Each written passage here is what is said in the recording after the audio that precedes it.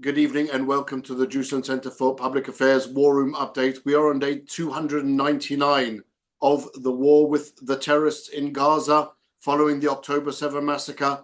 We are on day number 298 of the war with Lebanon and Hezbollah. We are on number 290-something of the war with the other Iranian proxies operating from Yemen, the Houthis, from, from Syria and all of the other places around, really creating that wall of the ring of fire around Israel. This has been a dramatic few days. It started off really with the attack on Shabbat morning by the Hezbollah, killing, murdering 12 Israeli citizens, children, all of them. And then moving forward to the operations continue on in the Gaza Strip. IDF forces there completing operations in Khan Yunis, having destroyed really vast extents of the terrorist infrastructure there and killing over 150 terrorists. But really what starts this day and what starts this briefing is the dramatic events of yesterday evening and this morning. Yesterday evening, the IDF targeted one of Hezbollah's most senior, if not the most senior military operative, the chief of staff of Hezbollah, who was assassinated, Fouad Shukr. This is a terrorist who's been running around for almost 40 years with his terrorist activities. He was wanted by the US authorities now for many, many years for his part in the 1983 attack on the US Marines base in Beirut, which ended in the death of 241 American servicemen. He's really been the number one military operative for Hezbollah now for many, many years. He was targeted last night in his apartment in the Dakhia neighborhood of Beirut. That is the stronghold of Hezbollah. This morning, those that targeted killings carried on again with a strike on Ismail Haniyeh, the head of the Hamas political bureau in Tehran, in a safe house that he was there, part of visiting the and participating in the inauguration of, that's a hard word, I apologize. Inauguration of the new Iranian president, and there he was targeted this morning and killed with one of his bodyguards. So we really do need to understand what's going on all of those different fronts, really get a picture of what happened, how we got here, and where this could develop into. So today, to try and unpack some of that, is we're joined by the Jerusalem Center's Arab affairs expert and ex-journalist, or current journalist even, Yoni Ben Menachem. I just want to, before I introduce Yoni and before we get to really the heart of the information, I'll just give you a quick glance into some of Yoni's work. Just hours after the strike on Haniyeh this morning, Yoni had already published on his X account that the strike was carried out by missiles fired from very well in the know sources, from missiles fired from a submarine off the coast of Iran. This is really it's proof of Israel's, both the strike last night and this morning are a demonstration of Israel's incredible intelligence capabilities, knowing exactly where these people are. The strike in the Dakhia against Fouad Shukr was an exact strike. Almost no other people were killed within that strike. The same with the strike in Tehran. Surgical strikes against two of the most senior terrorist operatives that have been operating around this area and attacking Israel for many, many years. So, Yoni, thank you again for joining us. Thank you for having me. Tell us a little bit, Yoni, about what's going on. Let's start with Lebanon. What is going on in Lebanon at the moment? How is it that this Fouad Shukr, this international terrorist, for decades now, felt so secure that he could just go to his apartment in the Dakhia neighborhood and think that he was safe there? Yeah, you know, this is a very interesting story. There are a lot of rumors about it in Lebanon. I will get to it in a minute. But this is so stupid because after the massacre that Hezbollah made in Majd al-Shams, where they butchered 12 children, 12 Israeli children, and it was obvious that Israel is going to retaliate, and there were a lot of threats by the Israeli leaders that Israel is going to retaliate, and Hassan Nasrallah, he ordered all the senior officers of Hezbollah to go into the bunkers and to disappear and to go underground. And all of a sudden, you see that not all of them obey Hassan Nasrallah order. And not all of them are underground. And I'm talking about the senior ones, the right hand of Hassan Nasrallah, which is Fuad Shukr. So you see that there's no discipline. First of all, there's no discipline in the leadership of Hezbollah. The second thing is, what was he doing there in this apartment? This is a big question. And how did the Israeli Mossad knew that he's there? So I can talk about it only for what I hear rumors coming from Lebanon. There are rumors, I don't know if it's true or not, but so I have to say it very carefully, and I repeat, this is only rumors, that he was visiting his mistress in this apartment, Fuad Shukr. So, and now Hezbollah is trying to conceal that fact that he had a mistress, and this is how apparently the Israeli Mossad was tracking him all the time and knowing exactly his exact movements. And also, you know, in order to target Fuad Shukr, the Israeli intelligence, the Israeli Mossad had to know exactly that at the time of the strike of the Israeli Air Force, he is there in the apartment. That means that they had someone in that building or under the building who saw the lights, who saw the car of Fuad Shukr, who had, or maybe saw with their own eyes Fuad Shukr, and then gave the signal to the Israeli Mossad to strike the apartment. There's no other explanation. So this is a huge achievement, and this reminds us the assassination on January of Saleh al-Aruri, if you remember, also in the Dahia neighborhood, Saleh al-Aruri, the deputy of Ismail Haniyeh, and the head of the military wing of Hamas in the West Bank, in Judea and Samaria. And he was assassinated also in the same method.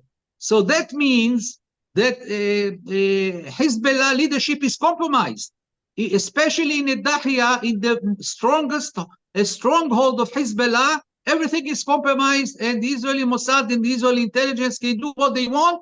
And Hassan Nasrallah knows that. I'm sure that he is afraid that he will be next on the list. That's amazing that you say that, Yoni, because it would appear that analysis is probably more accurate than Hezbollah can even imagine, because as opposed to previous occasions where a strike has been carried out and then there's a substantial delay, as we saw just recently with the assassination of Mohammed Deif, there's a substantial delay between the attack and an Israeli announcement that the subject of the attack has actually been killed. On this occasion, the announcement was almost immediate, which would, as you say, tend to suggest that there's an Israeli source, an Israeli asset, standing there exactly almost on the spot, watching and can immediately report on what's going on. That indicates a level of infiltration into Hezbollah, into Lebanon, that I don't think we've necessarily seen before.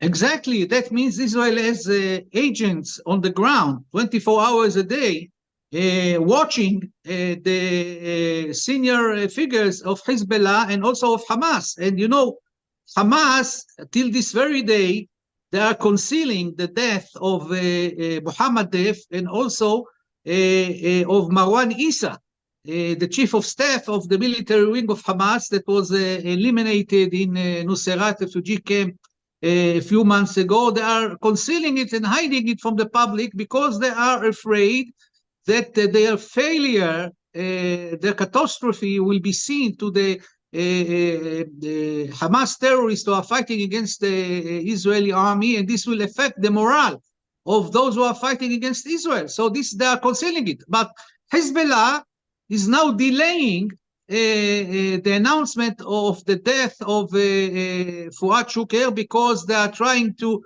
gain time in order to organize their forces to retaliate. And now they started this morning saying that somebody was killed in this building, and now they are looking into the wreckage to salvage some bodies, and then they will announce later on who was killed. So they are preparing the ground for the announcement. I think that maybe later on we'll see an official announcement of Hezbollah admitting that Fuad Shukr was really assassinated by Israel.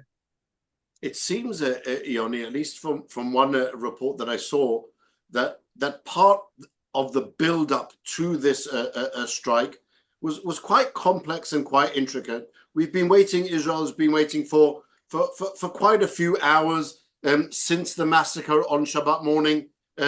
We were talking about 24 and then 48 hours and then 76 hours and 72 hours, and everything was building up, and that pressure seemed to have been building up all the time. And the analysis that I saw this morning, which maybe you can comment on, was that part of that build-up was really, and to a certain extent, an amount of a certain degree of disinformation. When you had, for example, the IDF spokesman in Arabic, Avichai Edri, specifically pointing to the responsibility of another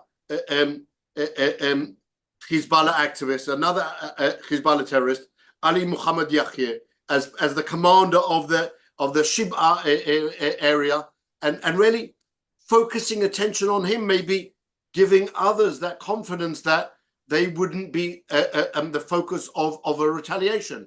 Do you think that played a part in this wider picture of preparing the ground for the strike? I'm sure you got the point there, but we cannot go and discover all the Israeli tricks and disinformation to the enemy. Let them judge for themselves. But you got the point there. I can tell you that you got the point there.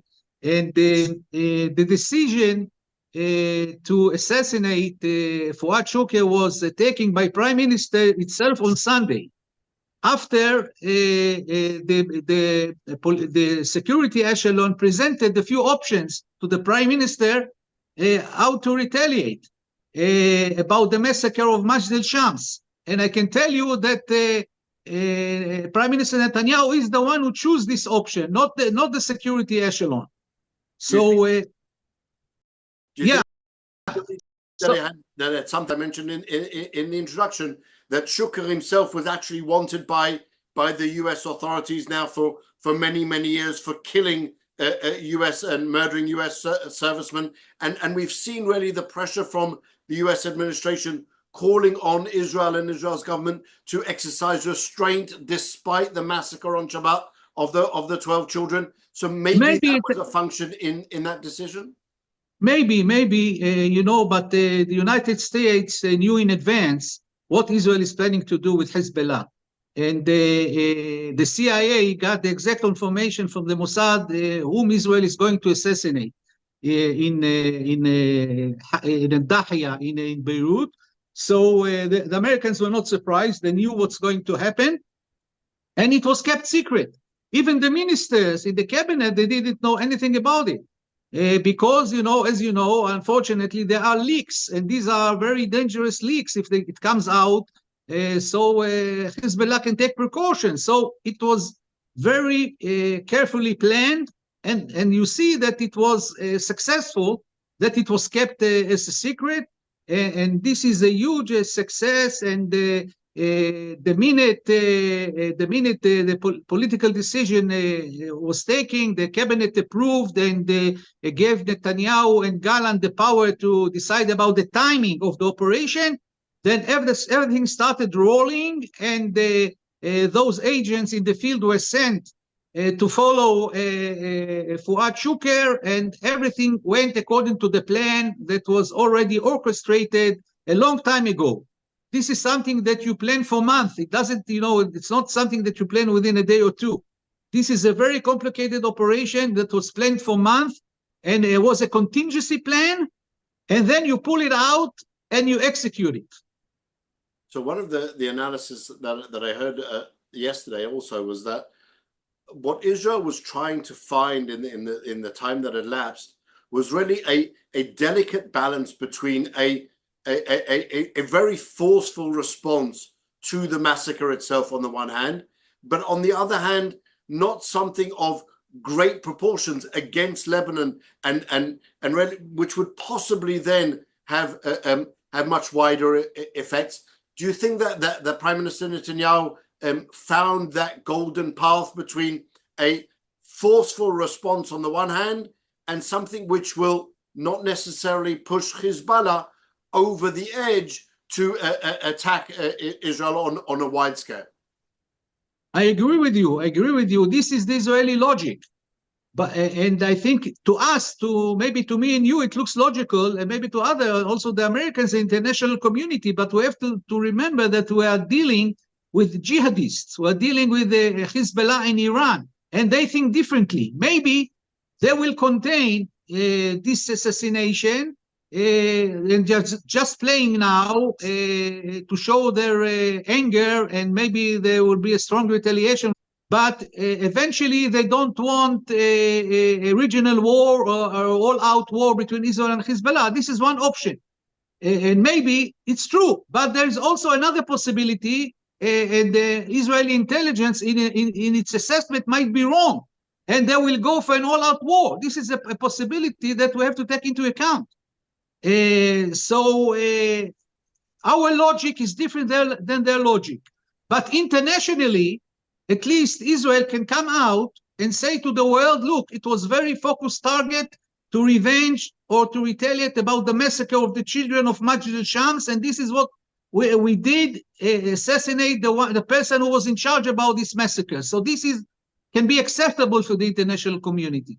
But on the other hand, this is the right hand of Hassan Nasrallah. This is something, Nasrallah now is humiliated in Lebanon, because those who hate him are mocking him and saying, all your talks and all your bragging and all the missiles that you have, and look what Israel did to you with 2 missiles.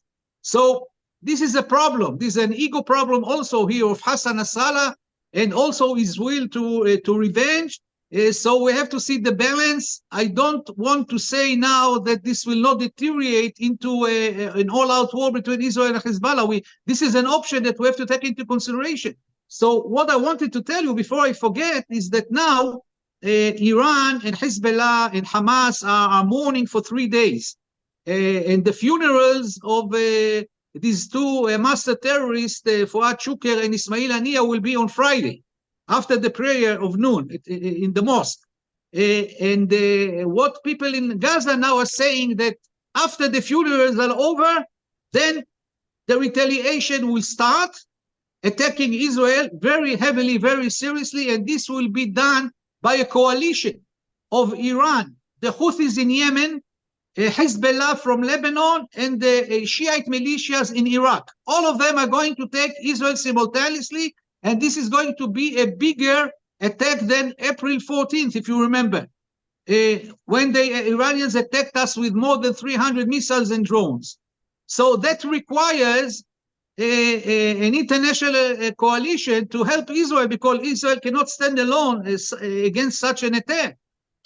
So I was very pleased to hear this morning the defense minister, the American defense minister, Lloyd Austin, saying that he's going to protect Israel from such an attack. And I think also Kamala Harris talked about the right of Israel for self-defense.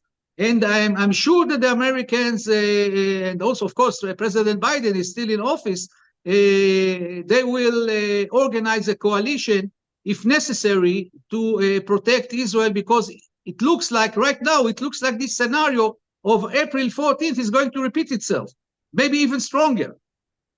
So on that note, Yoni, obviously we can take it further to discuss the events in Tehran, the targeted killing of Ismail Haniyeh. This is really the head of Hamas. This is the person who we saw on the morning of the 7th of October rejoicing the massacre. This is the person who has been who has repeatedly called for the destruction of Israel, who was on camera saying that we want Palestinians to die because that will reinvigorate the revolution. This is a person who really was the incarnation of evil, and he was taken out in a quiet Tehran neighborhood, a neighborhood which is also the stronghold of the IRGC. It's where all of the IRGC senior leadership live. It's where just above him, if I understand correctly, was Ziad Nakhleh, the head of Palestinian Islamic Jihad.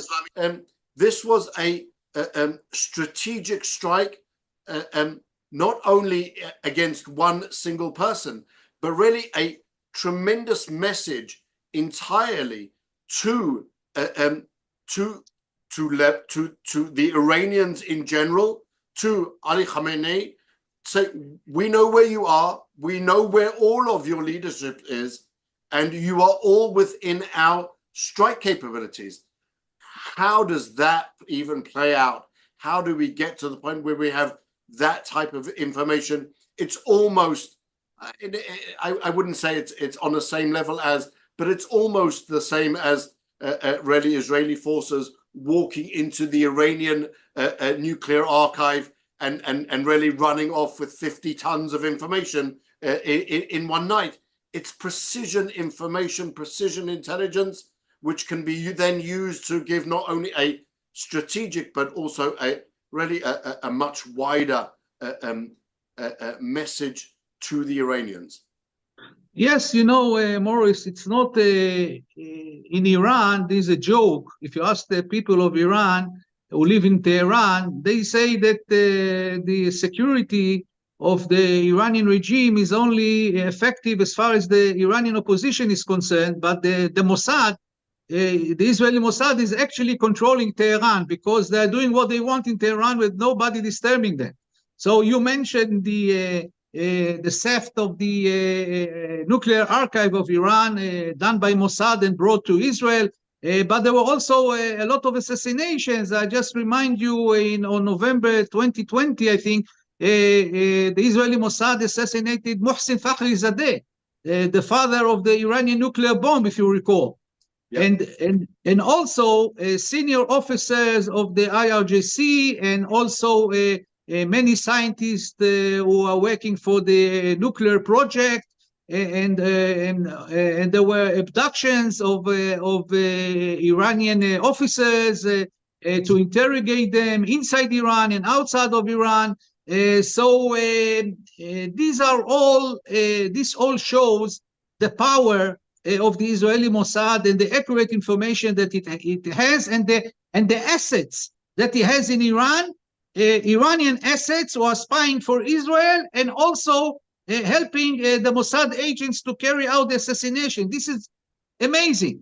Even the United States, the CIA, every once in a while, he asked the Mossad to help him in special operations in Iran.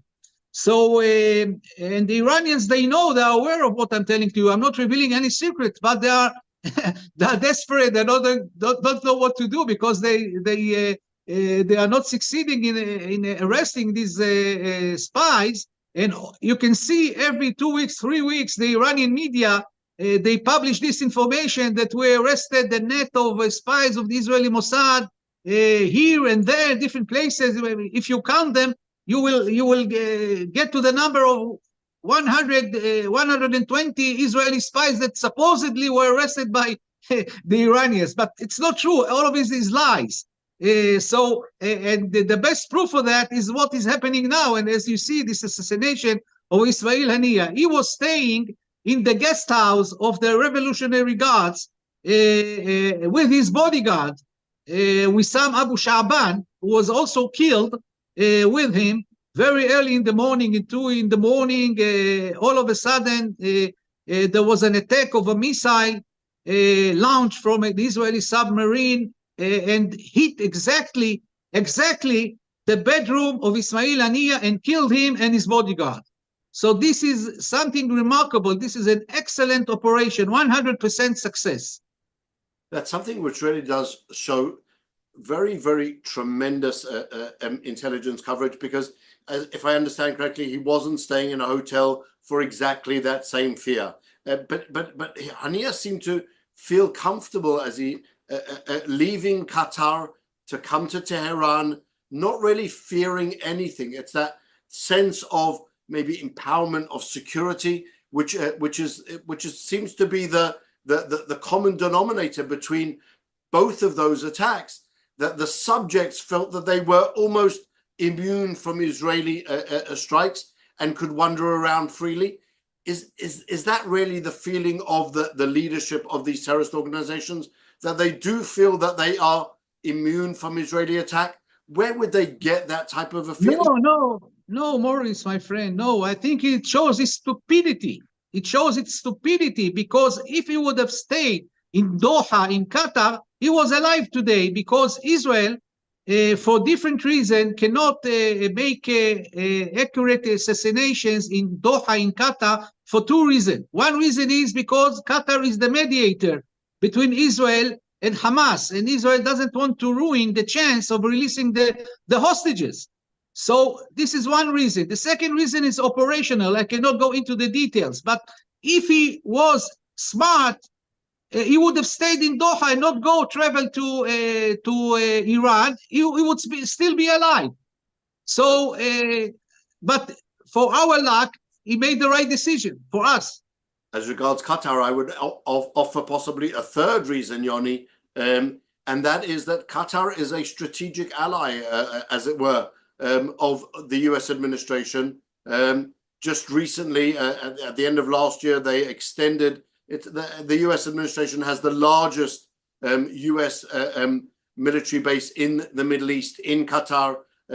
Just in December, they extended the lease over that area for another 10-year period. And so I would venture to maybe to suggest that the terrorists in Qatar feel that they are immune from attack, because no one is going to really endanger that strategic alliance between Qatar and the US. And therefore, in Qatar, they really do feel at home and free to wander around. I agree with you. I agree with you. Totally agree to your explanation. But it's only temporary, because I heard from a very senior Israeli source who told me, don't worry, the temporary immunity that the Hamas has in Doha, in Qatar, is only temporary, and we will get to the point where they lose their immunity there, and they will be also assassinated there. So, in my opinion, it's only a matter of time. So when you put these two things together, you already as regards Hezbollah and their intentions, is there any scenario in which you see that Iran would not respond to the assassination of Ismail Haniyeh this morning? No, I saw a statement just before we recorded this interview of Khamenei, of Ali Khamenei, the supreme leader of Iran, threatening Israel. And from what I hear, there are indications, it's not something official yet, but there are indications that Iran might participate and attack Israel directly, like what happened on April 14th. Now they're saying we owe it to Ismail Haniyeh because he was assassinated on Iranian soil. So it looks like as if Israel violated the Iranian sovereignty. That this is how they are now building the story to justify what they're planning to do. So we have to be very careful, because if Iran participate in a direct attack on Israel, like what happened in April 14th, that means we need immediately an international coalition headed by the United States to help us protect the people of Israel. So that's something which, as you mentioned, they could possibly be waiting until Friday, until after the funerals. That means that possibly for the next few days, it would offer us a little bit of calm before really the thunderstorm. I don't know.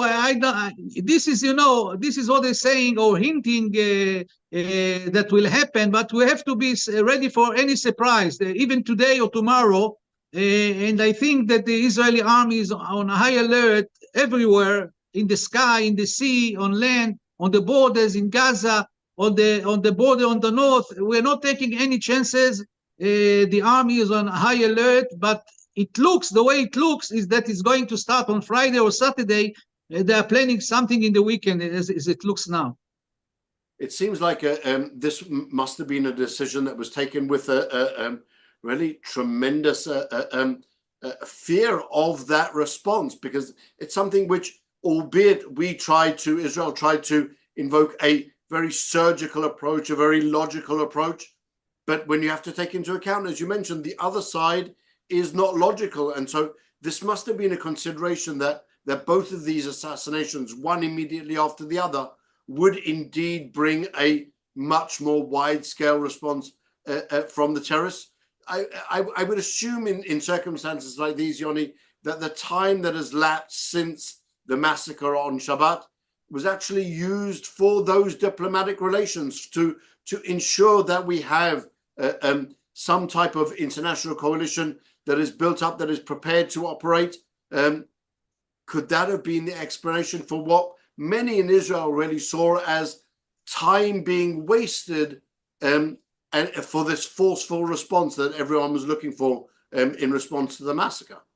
I agree with you. There were two main reasons for delaying this operation. It's not delaying, it's just preparing it better.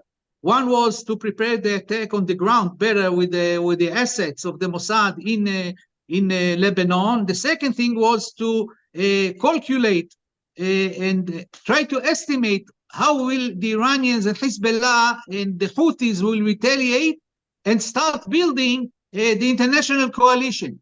This is the time, this time was used to organize all these things without even the Israeli public knowing about it. It was all done secretly behind the scenes, so there will be no leaks, and it worked, and you saw the result. And what's amazing with amazing, it's not a good word, but it's nonetheless, I think, the term that needs to be used. What's amazing with Hezbollah is that despite having carried out the massacre on Shabbat, and despite this expectation of a quite substantial Israeli response, Hezbollah didn't stop attacking Israel. Just yesterday, we saw another salvo of rockets that also murdered Nir Popko in the north. They haven't given up on any of their genocidal approach. And so do you think, whilst we, obviously some could commend this surgical approach, taking out one specific terrorist, an internationally recognized long-term terrorist, as the response to the massacre, do you think that was a sufficient response, Yoni? Do you think that we can continue on with what we've been going through for the last 10 months? No, it's not enough. It's not enough. One terrorist for 12 children, they were assassinated, were killed, massacred, butchered by Hezbollah. This is not enough. We have to collect a higher price from Hezbollah, and this is now, I'm saying, and mark my words, this is the time that now Israel should increase the military pressure on Hezbollah in south of Lebanon, and also on Hamas in Gaza Strip, not to sit and wait for the retaliation on Friday or Saturday.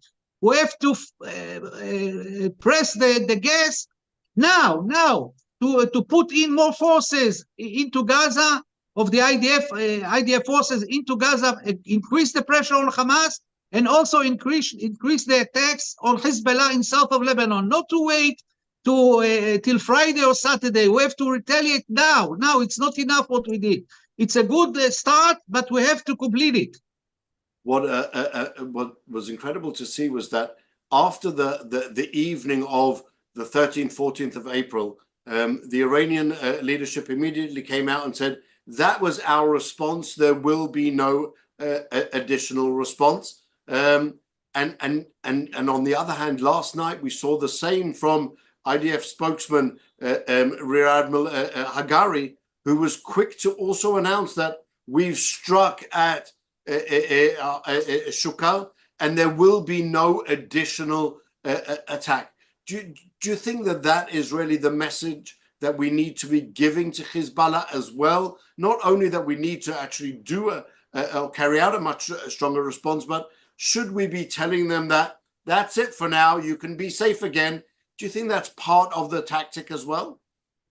I think the tactic should be to lie as they lie to us. to say to the world, this is enough, we don't want any more, and tell the Iranians that this is the end for as far as we are concerned, but on the ground, on the field, to increase the attacks. We have to play a double game with them like they're playing a double game with us. If they are lying and say that they did not massacre the poor children in Majd al-Shams, they're lying to the whole world, we should also lie to the whole world, say, well, this is enough, this is the end of the operation, but increase the military pressure. This is the game that the Arab understand. This is what we should play with them. These are the language that they understand. That's part of, I think, that psychological warfare that is going along alongside the kinetic warfare. It's something that that we at the Jerusalem Center really do put a lot of stress on, that idea of a perception warfare, making sure that the message is very clear, making sure that it's influencing not only the decision makers, not only the terrorists themselves, but really that wider circle of people on the ground. Do you think that the people in Iran and in Lebanon, put Hezbollah and the IRGC and the Iranian leadership aside, what message do you think, Yoni, that those two strikes that Israel carried out gave to the Iranians and to the Lebanese? The message is a good start, but this is not the message. You see, the rules of the game, this is something that the Israelis and the Israeli leadership doesn't understand, and the Israeli military doesn't understand, that the language in the Middle East is blood for blood. This is the equation. And what we need is to collect the blood for the killing, butchering the 12 Israeli children in Majd al-Shams. One terrorist is not enough. We should ask for more blood from their side. So this is the only language they understand. Ismail Haniyeh is the one who was planning the massacre in the settlements, Jewish communities on Gaza Strip border. 1,200 Israelis were butchered, raped, and killed by Hamas. He was one of the organizers of this massacre. It's not enough that we assassinated Ismail Haniyeh. All this leadership, all those figures that you saw on October 7th staying in Qatar in front of the TV, happy, rejoicing the killing of the Jews. You remember that picture? Without question. Yeah. So all of them, all of these guys in the video, all of them should be assassinated. There are still other figures there, Khalil al-Hayya and other Hamas figures. They all should be assassinated, blood for blood. In the meantime, I think that I will try and give the positive message and to free Yoni. I think that this is the start really of the positive trajectory. I think this is really the start of what Israel needs to be doing in a much more forceful manner. As Yoni clearly said, that the logic that we have isn't the same as the logic on the other side. Sometimes it feels that we're not just on a different page, but we're actually reading different books. And that's something that we all have to take into account when we look at these situations moving forward. And at the moment, we just have to be wary and watchful to ensure whatever response does come from the terrorists is something that we can handle, whether alone or with others, and that really the threats of destroying Israel will never be able to take root in any real form. Yoni, thank you for joining us. Thank you. And we obviously we reserve the right to speak with you again very soon. And I'm sure that at the beginning of next week, we will probably be hearing a lot more on this subject. So in the meantime, to everyone watching, all of our audience, thank you again for joining us. And we do really appreciate it. And we will hope to see you again next week. In the meantime, keep safe, everyone. Thank you.